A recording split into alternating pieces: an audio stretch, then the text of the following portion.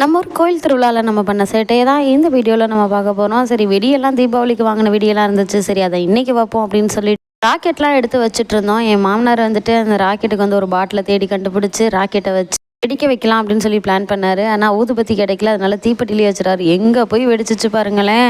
First rocket பக்கத்து வீட்டில் போய் விழுந்துச்சுங்க. பக்கத்து வீட்டில் விழுந்தாலும் ஒன்றும் கிடையாது, மாடியில் ஒன்றும் கிடையாது அப்படிங்கிறதுனால ஒன்றும் இல்லை. அதே மாதிரி அடுத்த ராக்கெட்டை வச்சாரு பாருங்க. இதுக்கு எங்கள் பையங்களோட ரியாக்ஷன் தாங்க இப்போ அவ்வளோவா இருந்துச்சு.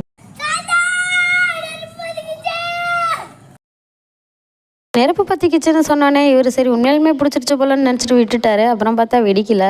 ஏன்டா அப்படி பண்ணுறீங்க அப்படின்னு சொல்லிட்டு அடுத்த ராக்கெட்டுக்கு வச்சேன். இப்போ தாங்க அந்த ஸ்பார்க் வந்து பட்டிருக்குது. எப்படி போச்சு பார்த்தீங்களா?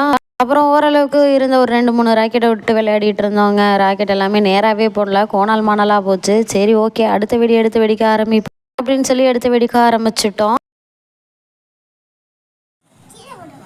அப்புறம் நிறைய டிஃப்ரெண்ட்டான வெடியெலாம் இருந்துச்சுங்க. பாம்பு வெடி, கேமரா வெடி, அப்புறம் யானை வெடி, பட்டாம்பூச்சி வெடின்னு சொல்லிட்டு நிறைய வெடி இருந்துச்சு.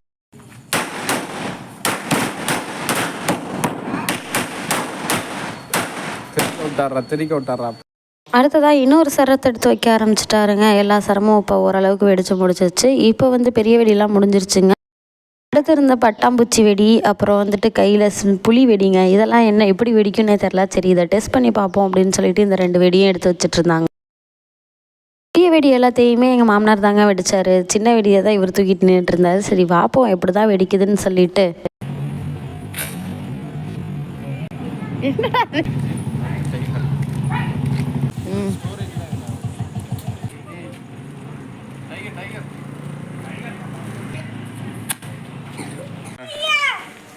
தெரியுது, காட்டு இரு.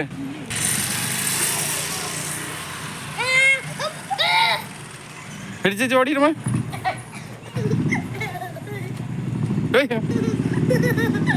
பிடிச்சிச்சு.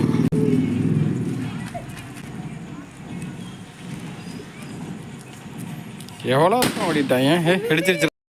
என்னமோ புதுசாக தவளை வெடியெல்லாம் இருந்துச்சுங்க. இது எப்படி வெடிக்குன்னு தெரில, தத்தி போகும் போல்.